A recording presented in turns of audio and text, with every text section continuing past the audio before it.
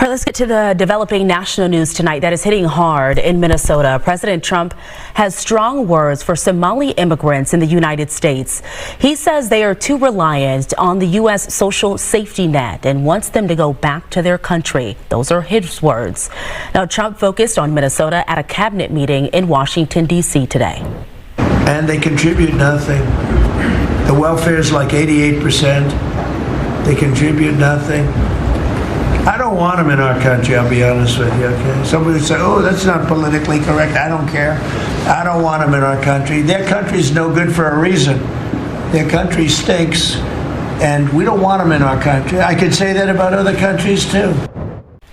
Well, Minnesota has the largest Somali population in the United States. We are talking about nearly 80,000 people here. And this conversation coming to a head this afternoon. So the mayors of Minneapolis and also St. Paul, the Minneapolis police chief, and a Minneapolis council member all holding a news conference today. They addressed immigration enforcement reports and now panic in the Somali community. All right.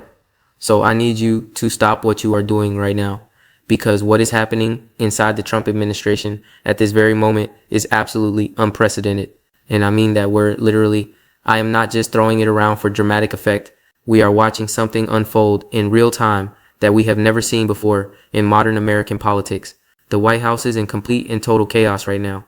Cabinet members are either resigning or threatening to walk out the door at any moment. And the President of the United States is facing an internal crisis that could fundamentally reshape his entire second term in ways that nobody predicted. This is not some minor staffing shakeup that happens in every administration. This is not just a few disgruntled employees complaining to reporters off the record because they did not get the corner office they wanted.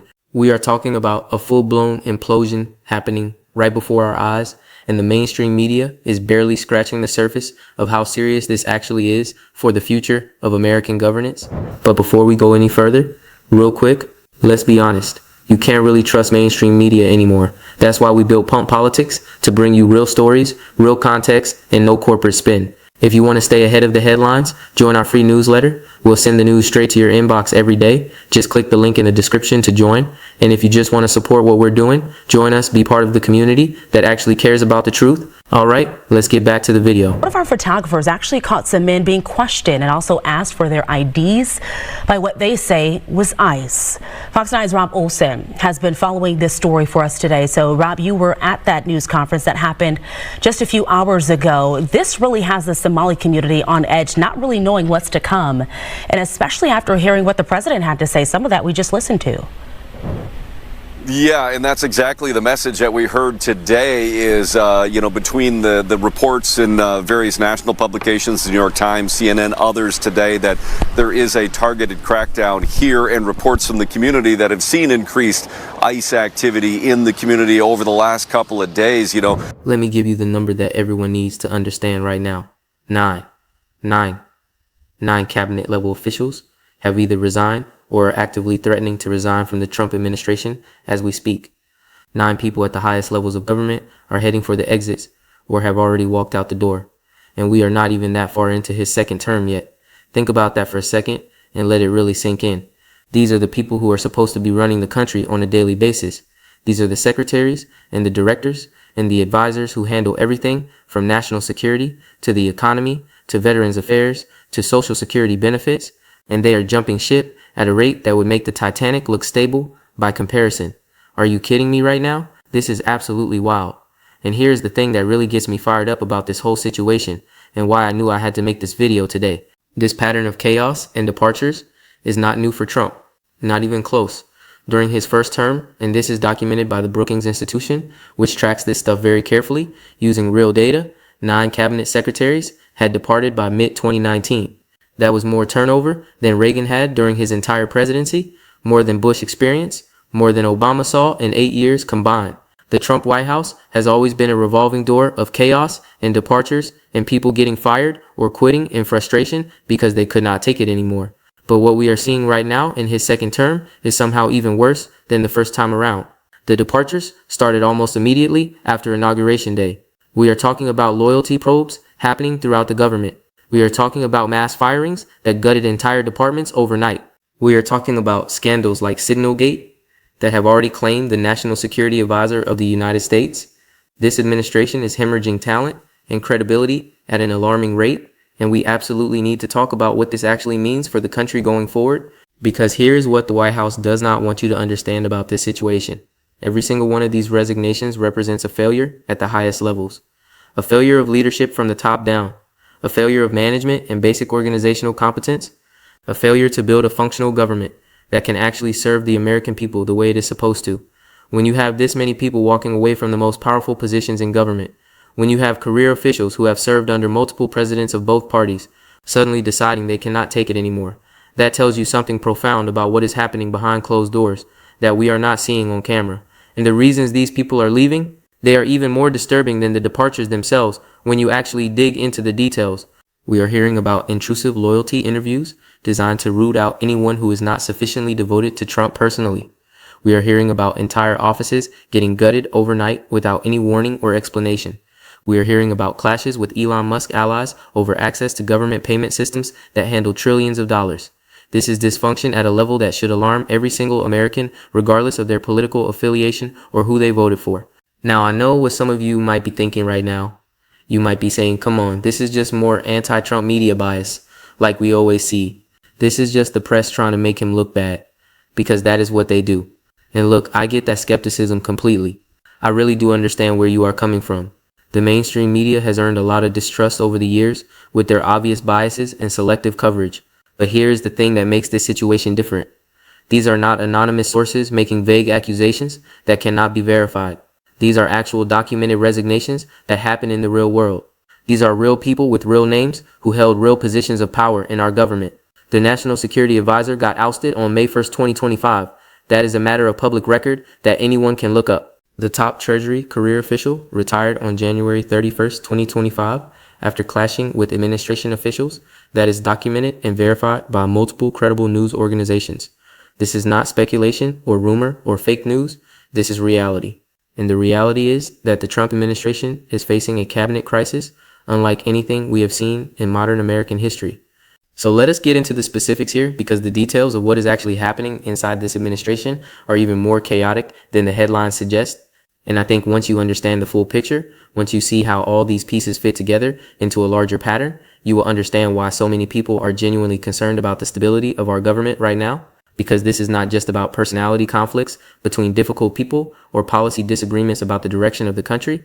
This is about fundamental questions of how our government functions on a basic level and whether the people in charge actually know what they are doing when it comes to running the executive branch of the most powerful nation on earth. Let us start with the historical context, because I think this is really important for understanding the current moment we are living through and why it matters so much. During Trump's first term, the turnover was already unprecedented by any historical measure, and I am not using that word loosely here just to sound dramatic. The Brookings Institution, which is a nonpartisan think tank that has been tracking presidential administrations for decades, using rigorous methodology, documented that 9 cabinet secretaries departed by mid-2019. That included some massive names that you probably remember from the news coverage at the time. Rex Tillerson at State Department, gone after publicly clashing with the president. Jeff Sessions at Justice Department, gone after Trump spent months publicly humiliating him on social media. These were not low-level staffers that nobody had ever heard of. These were the top officials in the entire executive branch getting pushed out or choosing to leave rather than continue working in that environment. And here is what is so striking about comparing then to now. The chaos that took years to develop during the first term has started almost immediately in the second term this time around. We are seeing the same patterns of dysfunction, but accelerated and intensified in ways that should concern everyone who cares about functional governance. The departures are happening faster than they did before. The conflicts are more severe and more public. And the explanations coming from the White House are less and less convincing with each passing week. So what is actually driving all of this chaos inside the administration? Well, there are several factors at play here, and I want to break them down one by one so you can really understand the full picture of what is happening behind the scenes. First, and this is a big one that does not get enough attention, you have the loyalty probes that started almost immediately after Trump took office. According to reporting from Time magazine and other credible outlets, staffers have described intrusive loyalty interviews that started right after Inauguration Day. These are not normal background checks or security clearances that every administration conducts. These are interrogations designed to determine whether government employees are sufficiently loyal to Donald Trump personally rather than to the Constitution or the American people. And if you failed those loyalty tests, you were out immediately without any recourse or appeal. We are talking about 1/3 of office personnel handling Social Security and veteran services getting fired in these purges. 1/3 of entire departments gone overnight. These are people who process benefits for your grandparents every month. These are people who help wounded veterans navigate the complicated system to get the care they earned through their service and sacrifice. And they got axed because someone in the administration decided they were not loyal enough to the president personally. That is not how you run a functioning government that serves the people. That is how you run a purge designed to install loyalists in every position of power. And the result is exactly what you would expect. Experienced professionals who actually know how to do their jobs are fleeing for the exits rather than subjecting themselves to this kind of treatment. Second factor driving this chaos, you have the Signalgate scandal, which has already claimed one of the biggest scalps in the entire administration. National Security Advisor Mike Waltz was ousted on May 1st, 2025, amid this growing scandal that refuses to go away. For those who have not been following closely, Signalgate refers to the use of the encrypted messaging app Signal by administration officials to conduct official government business outside of normal channels. This raised serious questions about record keeping and transparency and whether classified information was being handled appropriately by people at the highest levels of government. The scandal has also touched Defense Secretary Pete Hegseth and created ongoing scrutiny that continues to hang over the administration like a dark cloud. And here is the thing about scandals like this, they do not just affect the people directly involved in the controversy. They create an atmosphere of distrust and paranoia that spreads throughout the entire organization and poisons the working environment. When people see their colleagues getting thrown under the bus, when they see the National Security Advisor getting pushed out over a messaging controversy, they start to wonder if they are next on the chopping block. Third factor, and this one is really interesting and strange. You have the Elon Musk situation that nobody fully understands yet. This might be the strangest element of the entire cabinet crisis because it involves a private citizen wielding what appears to be extraordinary influence over government operations that affect every American. David Lebrick, who was the top Treasury career official with decades of experience, retired on January 31st, 2025, after reportedly clashing with allies of Elon Musk over access to government payment systems. Let that sink in for a moment and think about what it means. A career government official who has served for years under multiple administrations of both parties, someone who understood the Treasury payment systems better than almost anyone alive, walked away from his position because of conflicts with people connected to Elon Musk. What exactly is going on here? Why does a tech billionaire have allies demanding access to government payment systems that handle trillions of dollars? And why are career officials choosing to resign rather than complying with those demands? These are questions that should be getting a lot more attention than they are currently receiving from the mainstream press. Now here's where I need to be really honest with you about something important. The full scope of what is happening inside the Trump administration is hard to pin down with complete certainty at this point. Some of these reports rely on anonymous sources who cannot be identified publicly. Some of the resignation threats may not materialize into actual departures when push comes to shove. The situation is fluid and changing rapidly on a daily basis. But what we can say with confidence is that the pattern we are seeing is deeply troubling by any objective measure. Multiple credible news outlets are reporting on these tensions independently of each other. Actual documented resignations and departures have occurred that cannot be disputed, and the pace of turnover is consistent with or even exceeds what we saw during the chaotic first term. The people who are supposed to be running our government are either leaving or fighting with each other or both at the same time. And that has real consequences for every single American who depends on federal services and competent leadership. Let me give you one more piece of context that I think is really important here for understanding the bigger picture.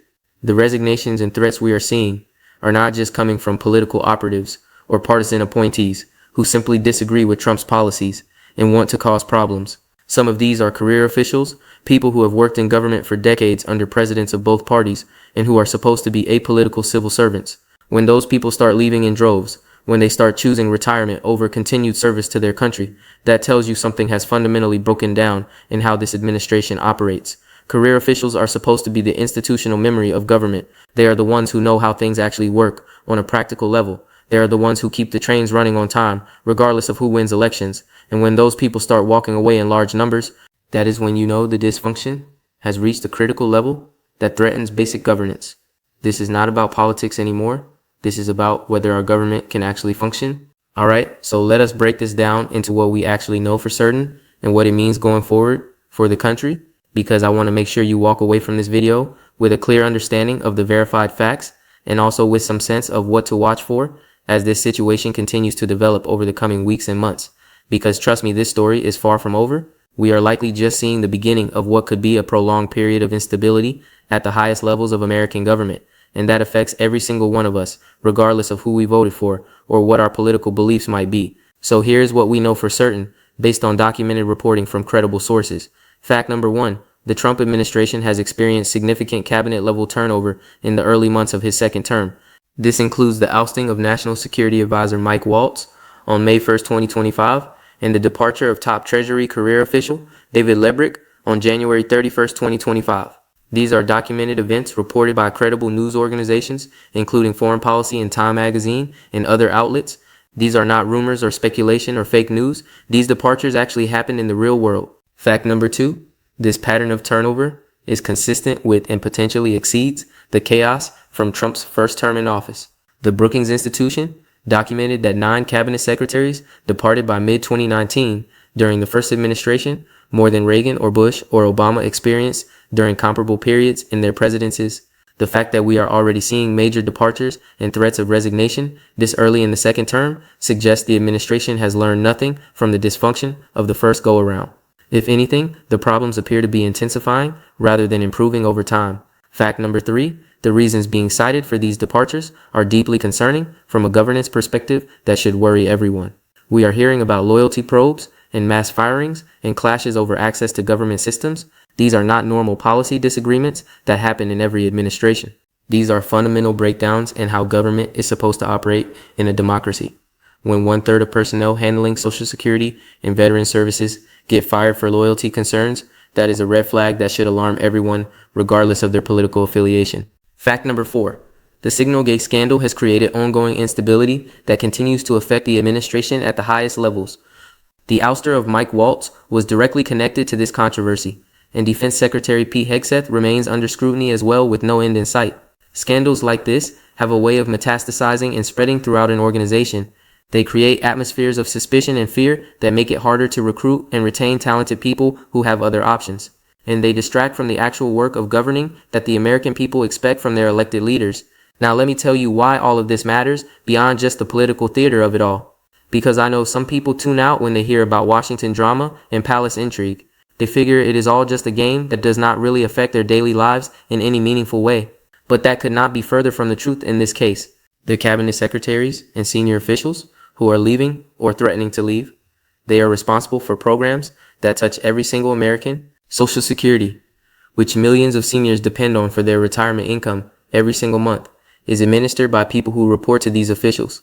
Veteran services, which our wounded warriors rely on after sacrificing for this country in ways most of us cannot imagine, fall under this administration and these departments. Treasury payment systems, which handle everything from tax refunds to government contracts to stimulus payments, are managed by officials who are apparently clashing with Elon Musk allies over access to sensitive systems.